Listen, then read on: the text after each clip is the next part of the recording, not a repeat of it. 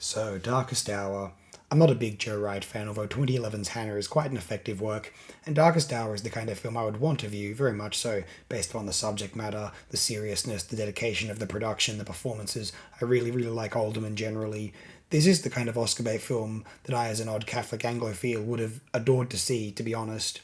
And Joe Wright vaguely put me off viewing it, although Wright, knowing what this film was expected to be and having some degree of technical filmmaking experience, maybe creatively misapplied in his works, in my own opinion, delivered the film that those who wanted to see it wanted to see.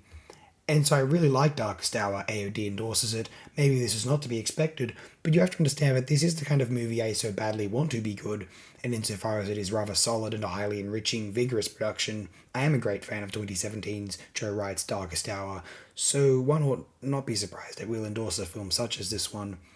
Oh, and it isn't the public, political, glorified idea of Winston Churchill. Well, not entirely, but to some degree, the measured historian's take on Churchill, at least in terms of his personal his attitudes toward people interacting. In terms of, it's not the most historically accurate film, 101%. Although in terms of him being, a difficult individual to interact with at times, a very mixed figure whose contributions to that this is displayed well, I think.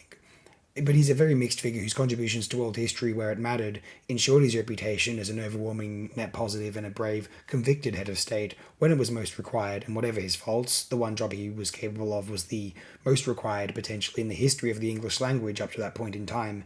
An individual with the capacity to inspire a smaller island to defend itself against the most malignant scourge in European history, and with perseverance, good fortune, and an unshaken conviction manifesting in the English populace, armed forces and civilians alike, England via Churchill did.